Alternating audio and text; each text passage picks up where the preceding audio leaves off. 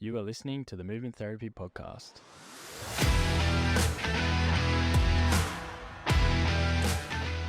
Alrighty, welcome back to another episode of the Movement Therapy Podcast with Zoe and Ethan. Eve, how are you going today? Good, Zoe. How are you? I'm very well, thank you. Excellent. So give us a little recap of our last running episode. Yes. So this is part 2 of our running series. First episode we looked at running technique. So our 3 principles of running technique, we've got tension and tone, posture with the head on the shoulders, and cadence, so elasticity of the feet. So there are 3 that were main technique. And what are we going to get into today? Give us a little overview. Okay, so today is going to be putting it all together into easy to follow programming into sort of how to start running. So how to program it yourself, how to get into it if you've never run before, if you're sort of have run. So this is going to be one for you, Zoe. This is going to be a great one for me. So it's going to be more just a little, hopefully making it less scary to get into running if you wanted to run. So this is again, definitely by no means a how-to guide or a step-by-step. It's just more guidelines or advice on how to start running and actually, hopefully take the stigma out of running, because it's not that hard. I hope not. Yeah, which we will see. Look, one of the hardest things is motivation, but we will get into that. Perfect. Well, I guess your first question, who should run? So great question. And it's a trick question, because the answer is that anyone can run. Mm-hmm. There's no should about it, but if you want to run, you can run. Right. So if that's something that you want to get into now, again, we talked about motivations. That's the thing that drives people into their running. I have a lot of patients and clients coming in and they've got a goal of running, but they just don't know why. They've been told for fitness, or, they've been told they want to lose some weight, or they've been told they want to get, better swim times or something. So they just start running as a general exercise. Because it's easy. It's relatively cheap. You can, just go out and go for a run. You can kind of do it whenever. Yeah. So it's a very easily accessible piece of activity. So that's kind of the main answer to that, is anyone can run. What we need to do is sort of, again, understand the motivations and have a little goal behind the run. Mm-hmm. And that could just be just to run a couple of times a week. That can be a goal. Yeah. But we'll get into goals more. I guess a lot of people have fear around knee pain when they run. That's a big one. Or just any sort of pain with running, or the fact that they've hurt their feet, or they've hurt their Achilles in the past, or they've progressed too quickly and therefore they've got an injury and so they haven't gone back to the running. Right. Yeah. We'll talk a little bit more about the knees specifically, but I just want to go into a little side tangent, which is not like us. So I want to introduce that for us. But there's actually no evidence that running is bad for the knees. There you go. So everyone is a bit fearful, and it makes sense, right? You're running, your body weight goes onto the knees. It makes sense that the knees are impacted, but you're actually designed to do that. So it's a biomechanically efficient way of moving, and that's how we have been designed, is that the knees should be able to absorb that ground reaction force that we put through. So there's many studies that actually suggest that running is really good for your knees and actually reduces the risk of knee arthritis and can actually increase cartilage health. So there was one study here that I'll quote in the Journal of Orthopedic and Sports Physical Therapy, that they found recreational runners had a lower prevalence of knee OA at 3.5% than sedentary individuals at 10%. Right. That's a pretty big difference. That is quite a large difference. So back to the first question, Zoe. Yeah. Anyone can run. Anyone can run. Yeah. So you spoke about how you see people in the clinic coming in because they've just thought that they should run for no real specific reason. They've been wanting to get fitter or lose weight or whatever. But what are the actual benefits you can take out of running? Yeah. So, there's heaps. Let's start with aerobic fitness. Yeah, the big one. So it's a really good way to improve cardiovascular health and aerobic fitness. And we will have another podcast based on Zone 2, tempo specifically. It's a very specific niche market right now. There's a lot out there about Zone 2, and we'll briefly touch on it today. But It's mainly, running's a really good way to increase cardiovascular fitness. Now, a lot of the time when we're playing team sports or winter sports or any sort of sport, most of the time there's going to be running in that sport. Yeah. Bar swimming, right? Yeah. And water polo and these water-based There's sports, water- surfing, right? You get it. So land-based sports, there's going to be some running involved. So it's a great way as well to supplement training for that and to improve fitness for that particular sport. So that's one side of it, aerobic fitness. Now, general exercise levels. Yeah. So again, if you're a sedentary individual, I mean, walking's a good start, but running's a great way to increase general exercise. So this is where the goal can just be to maintain my general level of exercise. It doesn't have to be, I want to run 5Ks. It's just, I want to be outside today. Or 3 times a week, I want to be outside. And just for anyone that doesn't know what sedentary is, do you want to explain it? Or You can go. go for it. I'd like to know your definition of sedentary. I could give you the World Health Organization. That would be wonderful. definition. Do you have it? I know it. Oh, great. I feel like we can switch seats for a little bit, and This would be I can great. be the one saying the big words, and you. You're just going to go straight over my head? I hope so. Fantastic. So This is what happens when you have a PhD student on the panel. So the World Health Organization Mm-hmm. classifies sedentary behavior as anything that is 1.6 or below a metabolic equivalence of tasks. So Great. So Take us through so it's quite an individualized way of talking about it. So one metabolic equivalent, or MET, is the energy that's expended while the individual's at rest. Right. So like when you're So, asleep, Like or us or true rest, like sleep? true rest. Okay. So Yeah. So essentially, does that mean how much the metabolic system is being used? yeah, So one is your just stay alive. yeah, at that's the baseline. bare minimum. Yep. And then when you get to 1 to 1.6, that's Yep. sedentary behavior. So what we're doing right now, Right. sitting down. Yep. Anything that isn't, so light physical activity is your walking, your daily incidental kind of stuff. And it's daily. Yeah. So each day is a different measure. It's not necessarily an accumulative over the week. It's more, per day, what are you doing? Because there's the American guidelines of physical activity, and Australia has some guidelines too We about do have some guidelines. There's lots and lots of different guidelines around the whole world. Yeah. A lot of people come in for weight loss. Yeah. Or they've tried to lose weight by running because they Yeah. think using energy, if I sweat more, I'm going to lose some weight. Well, and I think it's also quite a thing in our society. It's like, oh, how do I lose weight? Yeah. You go for a run. Yeah. That's the. I've got to sweat. That's what I say. gotta I've got to sweat. sweat, I've got to yeah. work hard. My heart rate's got to go up. Yeah. That's what we hear. We hear a lot of people starting, high intensity gyms and these F45s and Hit Republic and, the high intensity ones for the purpose of trying to lose weight, which is Yeah. great, but they're doing it by trying to get high intensity. And it's actually the complete opposite. Right. Your okay. fat burning zone is these zones 1 and 2.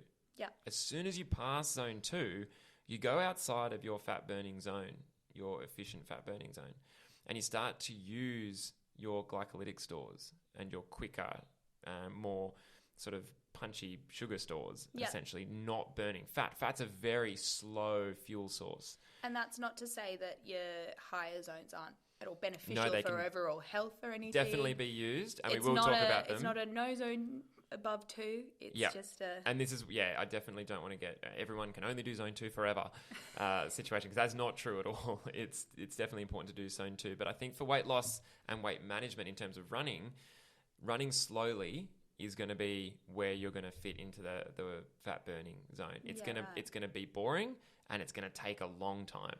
Yeah. So if you set those expectations high, you will actually succeed more than you fail. So if you're going to run purely based for fat burning, but again, there's so many individual characteristics there that I don't want to get too prescriptive. Yeah. But yeah, I think we've talked about the sedentary time and obviously the supplementary training for sports for the running purpose. So there are so many different types of running and styles of running and motivators to run. So I think at the end of the day, you've got to have a purpose. It's not just a matter of, John Smith told me to go for a run, so I'm going to go for a run. Like, have a purpose about running. If that's just get outside, cool. That's still a purpose. Yeah. I want to get on to a topic that is a little bit tricky Okay. to discuss, But a lot of people who come in, especially for weight loss, for running, and I started this podcast by saying running's good for your knees. And I did that deliberately because here's where it might not be. Oh. So ground reaction force we talk about when you run. Yeah, we talked about this last time. Correct. Yes. And this is where the cadence comes in. So the higher the cadence, the less ground reaction force you'll have, the less bone stress. Yep. Okay, so that's why that's important. Yeah. Now, that ground reaction force is the opposing force the ground puts through when you put your leg through it. Yeah. Right? That's what you are you're experiencing when you run every step. Yeah. Right? You take, regardless of what your cadence is, you will always have a ground reaction force. Yeah. It just depends on the level. Okay. Now, every kilo you put on top of your body will directly impact the force your knees have to carry. Right? Because if you feel that the heavier you are, the more ground reaction force you have. Yeah. Isaac Newton's third law and I mean, it makes sense when you say it. Like yes. So it's hard, right? Because if someone, I mean, this is why BMI, don't want to get into it. No. Because don't like it. It's not an effective way to establish someone's weight status. Yeah. It's because muscle is more dense than fat and has a heavier profile. So we don't talk about BMI at all, but I'm just saying every kilo you put. So this is for bodybuilders as well. They are going to have a difficult time to start running. Yeah. Right? Because you have a lot of force on those knees. Now, the knee joint, when we run, and this is such a controversy, when I was looking into this, there's so many different conflicting reviews on how much weight the body actually puts through the knee. Right. So there's from reports of sort of 2 to 3 times up to sort of 7 or 8 times your body weight. So it's varying. Now, obviously, depending on the height of the runner, the stride length, the cadence, the weight, there's so many variables. So it's not... What I've picked is around 4. I've gone around the middle. Okay, middle ground. Essentially, all that means is you are putting more than your body weight through your knee. It's right? a lot. That's significant. Yeah. Now, here's a bit of maths for you. Okay, so I don't want to scare people, but I want to be able to explain why you might not be able to go for a 5K run to start your run. Yeah. Right? Now, 5K, it's kind of the stable distance. Everyone sort of starts running and says, comes in, I've hurt my feet, but I went for a 5K for the first time in 3 years yesterday. So that might be okay for someone. And he might be like, no, it's 25 minutes. Don't worry about it. It's 5Ks. But let me just put that into some numbers for you. So if you say 75 kilos, right? If you times that by 4, you can put roughly 225 kilos of body weight or ground reaction force through your knee with every step. Yes. Okay, so just picture that 225 kilos with every step. Now, if you do a 5K run, and I'm hideously generalizing here, but if you say do 3,000 steps per leg, right? If your cadence is quite high, 6,000 steps total, 3,000 steps per leg, you are combining that force accumulatively over that 5K, and you have put 675,000 kilos of force through your leg. Okay. So this is not even adding on technique flaws and all this sort of stuff. This is purely just ground reaction force through the knee. Now, don't even get me started on the foot and the ankle because that is way more. So that is the sort of 6, 7, 8 times, right? But that's a massive amount of force. Yeah. You wouldn't lift that in the gym, right? Well, you wouldn't. Well, I did a few this morning. So this is what we call, in the strength world, if we use that as an example, it's called tonnage. Yeah. And it's the accumulation of load. So it's not just, I do a 60 kilo back squat. Yeah. It's, I do 60 kilo back squat 3 times by 5, 4 times a week. Yeah. Right? You add all that up and that's your tonnage for the week. Yeah. Now, this is where this is such an important number. And if you want to improve in anything, you have to improve your tonnage or you have to increase your tonnage. Yeah.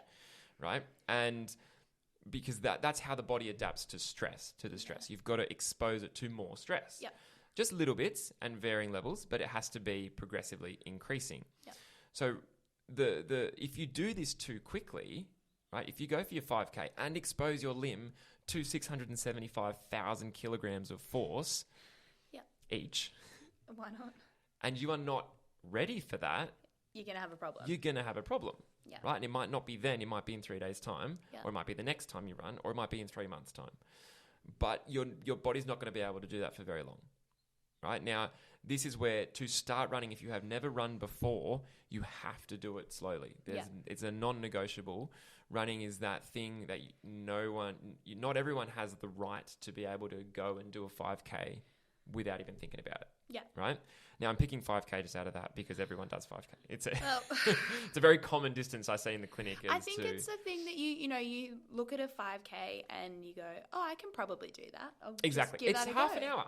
I've got half Give an that a hour. go. It's Friday afternoon after work. I May better as go well. for a run. And you see everyone either does a 5K or has done a 5K, or it just seems like a good benchmark to it's a start round at, number. I guess. And Yeah.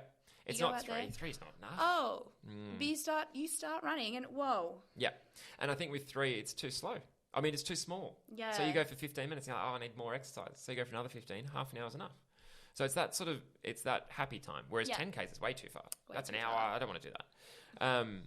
So this is the problem where we get sucked into this 5K effort. So the whole point of the tonnage and the accumulation load is that you need to be able to work at a zone and an intensity that allows you to progress your tonnage or workload if you're talking running. And if you're not interested, in progressing, you need to understand that you may not be able to just go for a 5K ever. Yeah. And that might be okay. Yeah. If you just want to go, if you are running for the purpose of, I want to become less sedentary and I just want to get up and about and outside, cool. Do a 2K, but walk. Yeah. For that 2K for half an hour. And that's totally fine.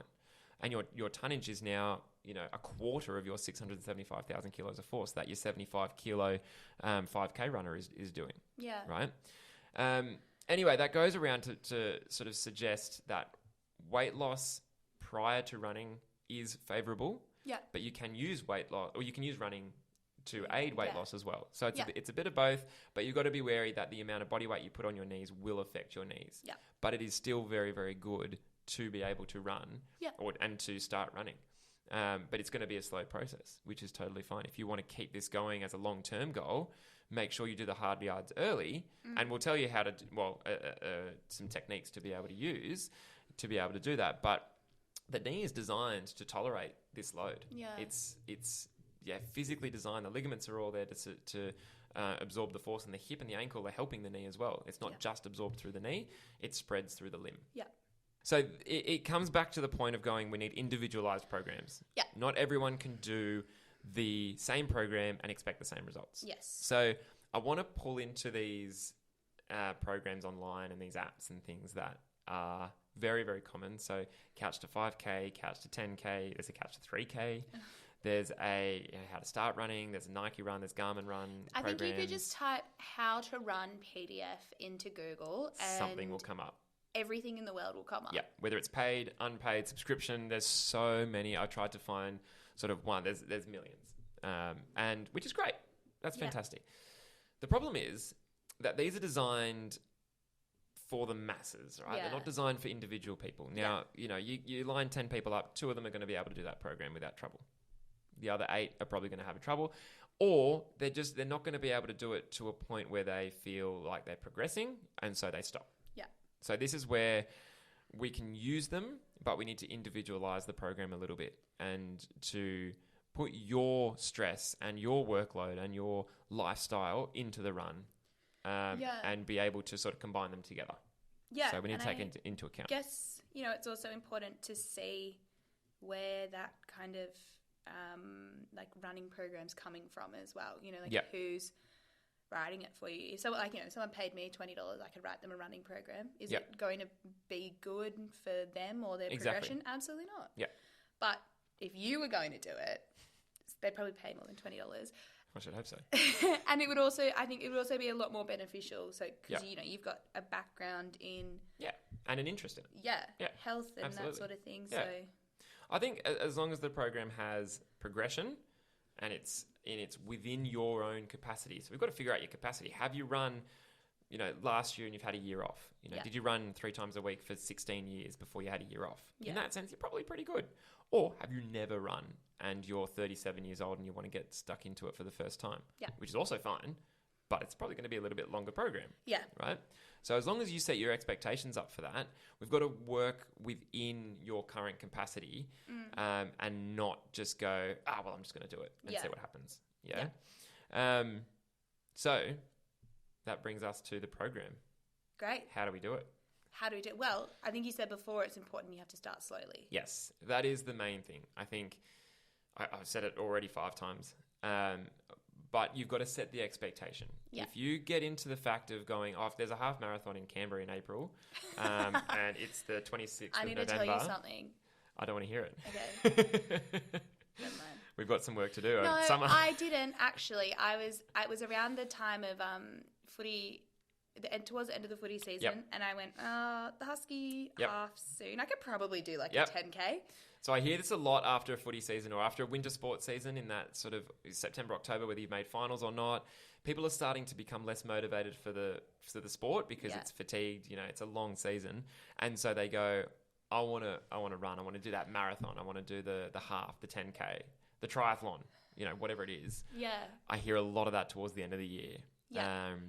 And which is fantastic. Well, I came to my senses about a day later, and I went, no, we're not doing that. That can be quick.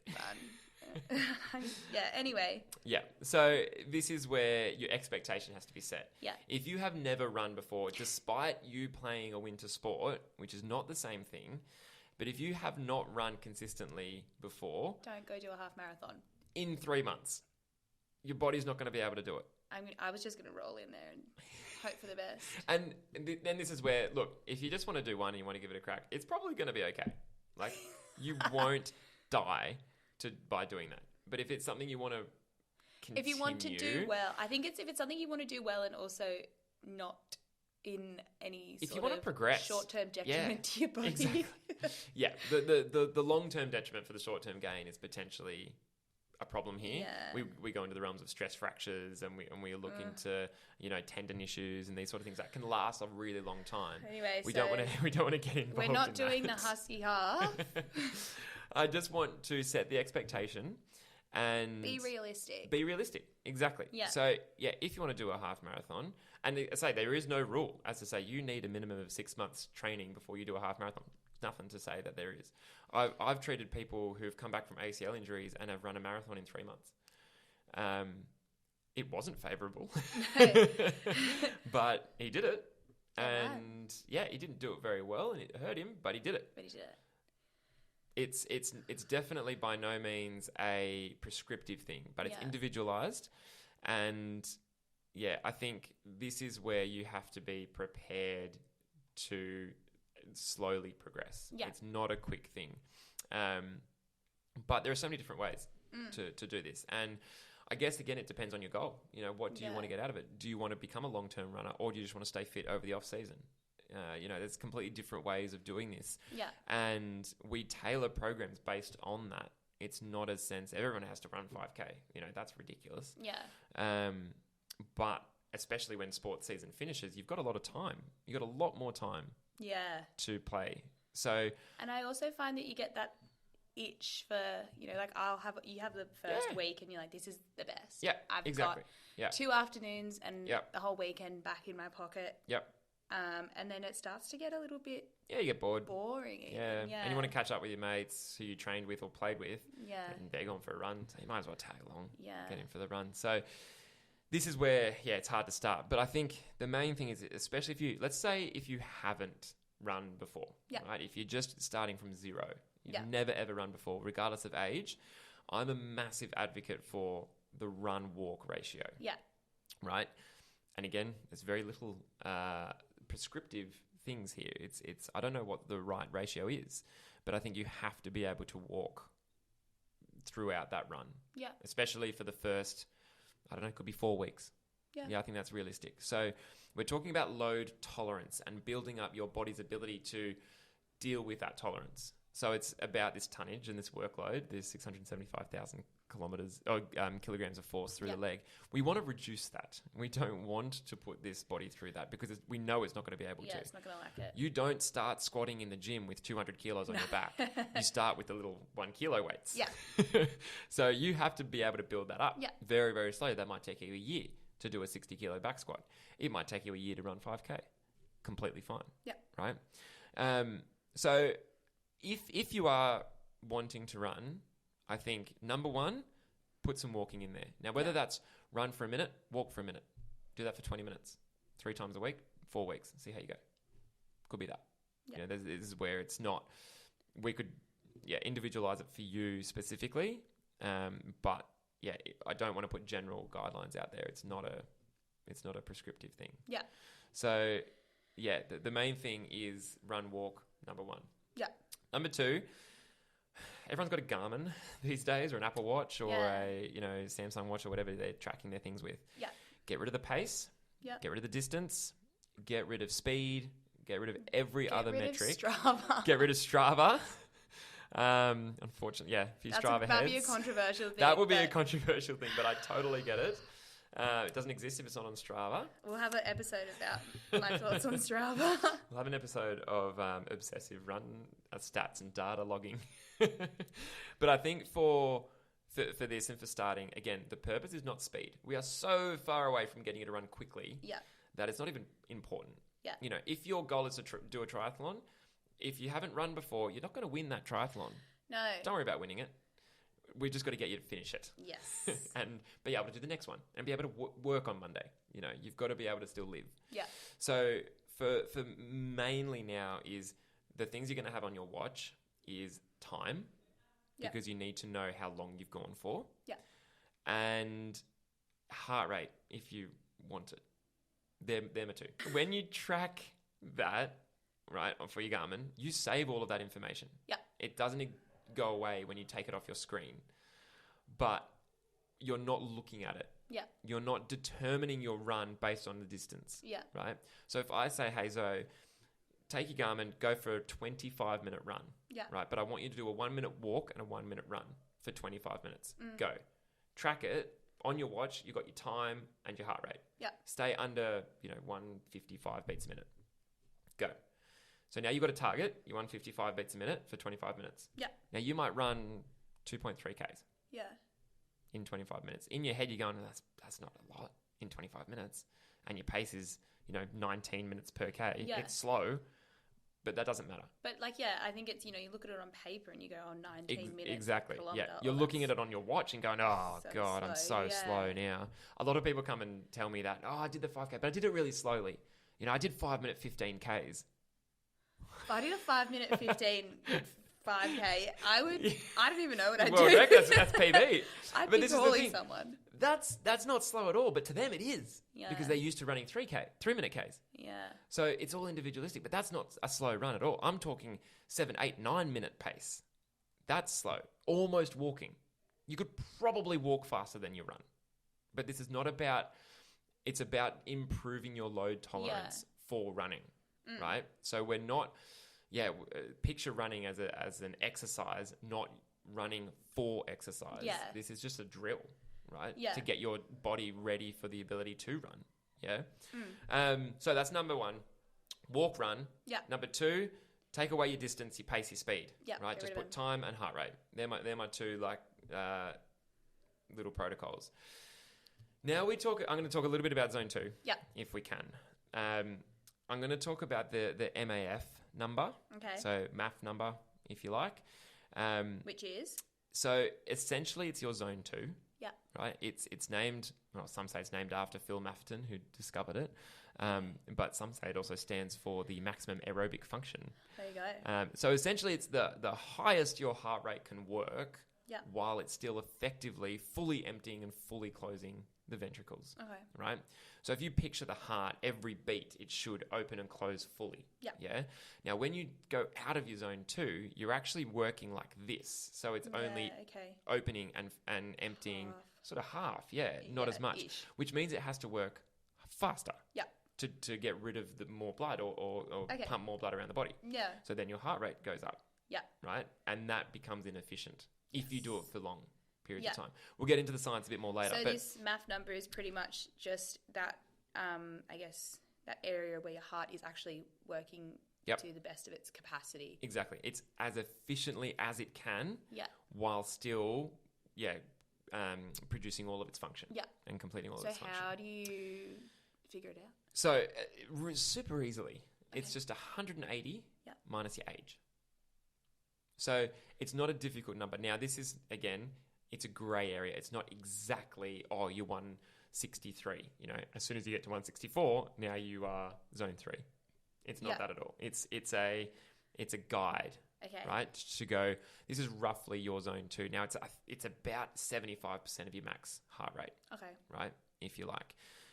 And just a disclaimer, you can't use the age-old 220 minus your age for your max heart rate anymore. It's not super accurate. The best way to find your max heart rate is to find your max heart rate.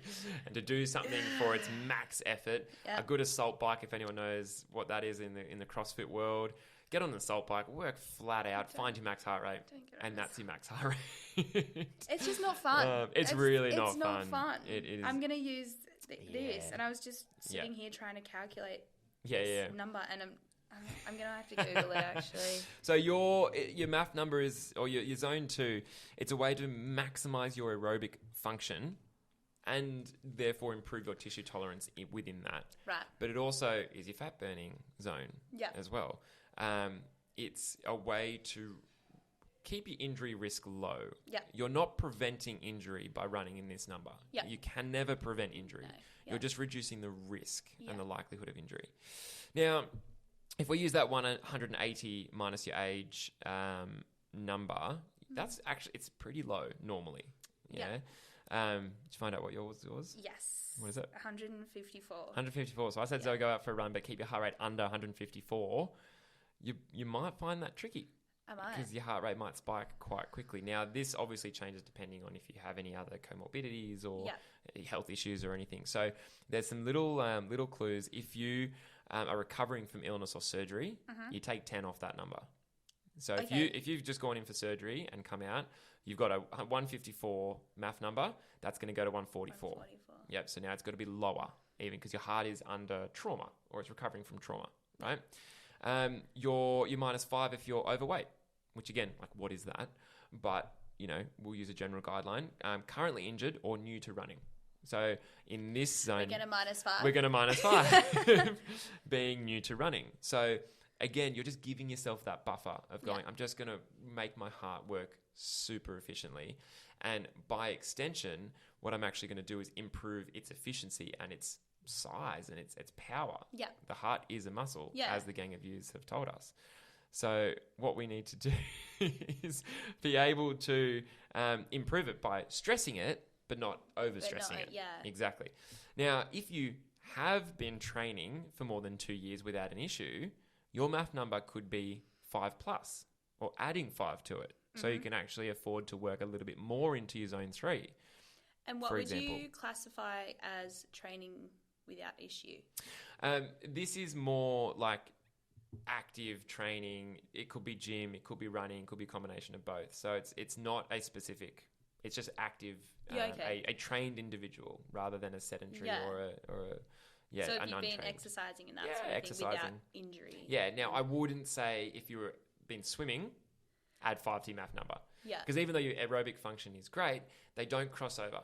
You're swimming. Which is so annoying. I know, it's so annoying. But if you swim, you're going to be really good aerobically in the water. Yeah. As soon as you get out of the water, you're back to not square one, but maybe square 1.5.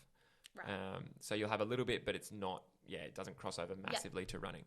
Now, if you don't have any heart rate tracking devices or anything, which people don't, that's totally fine. You're going to use the talk test. Okay. So the talk test is you need to be able to talk 12 to 15 words without a breath. Okay. Now, that doesn't mean you're talking like this and you're talking really, really fast. And then you can take a breath and you can do it again. Yeah.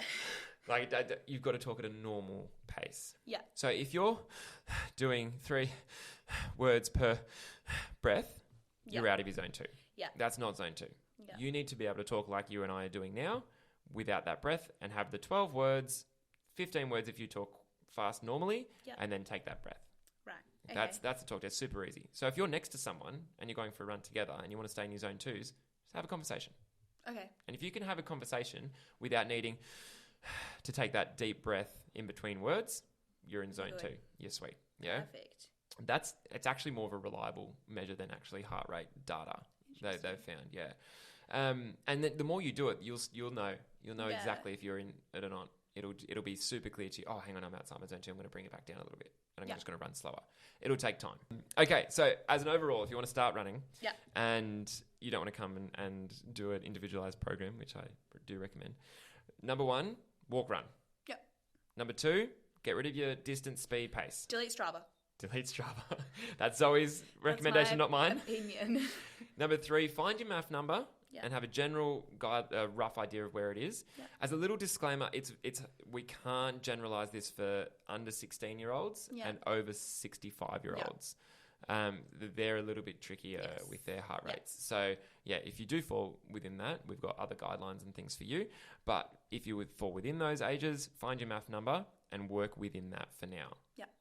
That's my guide to starting it. Right. We will discuss Zone 2 more in another episode. Now, I want to quickly, just to finish off, discuss how you do actually progress speed and distance, right? If you are a capable runner and you've done it for a while, and what is the way to develop your speed? Because you can't just run slow all the time, right? And this is where potentially the high intensity comes in. Well, if you want to progress, you can't just run slow all the time. Excellent. So, again, depends on so many different things. Your goals, your body type, your type of training, previous injuries, whatever it is. Number 1, we go back to podcast number 1.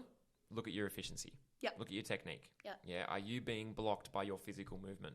So what's probably the easiest way to have have a review of your running efficiency? And tricky. So one way you can do is film it. Tricky to do by yourself. Yeah. But if you do film it, you can review it and just have a look at it from different angles. Yeah.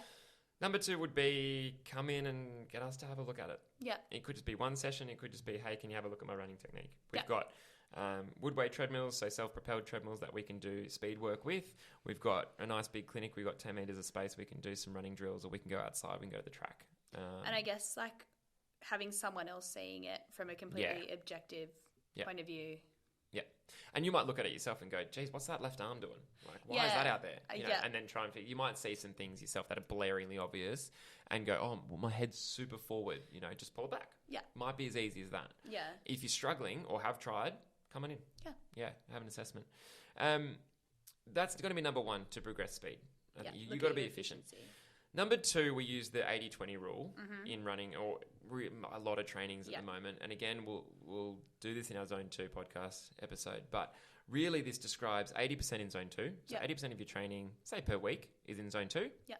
20% is high heart rate zone. And I'm talking Zone 5, end of Zone 5. I want you pushing. So this could be intervals, hill sprints, tempo runs, anaerobic, and alactic sessions, whatever they are. But again, individualized. I don't know what your program is. I don't know what your motivators and your goals are and that sort of stuff. So, I guess the important thing with those, we can mess around and play with those programs, but the important thing is to have recovery loads. I'm a massive advocate for recovery in any situation. Your body cannot keep building. No. It just needs recovery. Yes. And I think if anyone has ever been injured out there, that, which is probably a lot of you, they've actually found that they've tried to just train because that's what they've been told, and they've lasted well for years, and they've done a really good job, but they just keep doing it and keep progressing and keep progressing. Yeah. If you want to progress, you have to have weeks off. Yeah. Yeah, and that's just, 1 week every 4 weeks, something like that. A little macro cycle in there where you can deload and reduce stress on the body. Yeah. To actually... And I think it's important as well to actually have the recovery and not just have a recovery day, but you are recovering by just doing half of your normal. Exactly. You're not actually letting your body recover. It's not a do nothing week. It's a relative rest week. Yeah. But you're actively recovering into whatever that is. Yeah. That's a super important part, I think, for any sort of training. You need to have those weeks. And it sucks if you're in the zone, you're having a really good month of building, to have that week off, you feel like you're doing nothing and you're going backwards. But in the long run, you'll be able to then progress way, way, way more. So that's a massive, massive importance. All right. So that's how you can start running. So easily. Going to give it a crack? I'll have to check with my physio first. Oh, sure. Excellent. then Yeah. maybe Go we have an can assessment go. and check your efficiency. Yeah. Excellent. So, as always, please share the podcast with anyone who is thinking about becoming a runner or is a runner. Yes. Or wants to do running in the future. Please And that don't- includes triathlon and other sports. Please don't send it to me. Don't send it to me. And yeah, episode 1, go back onto the technique. This one's how to start running. Our next episode's going to have a couple of guests, and we're going to actually go through programs and things with I'm real excited. life people. So that's going to be a really good one. But if you like the content, please share. And yeah, please reach out to us on our many social media channels. The links are all in the show notes, and we will speak to you next time.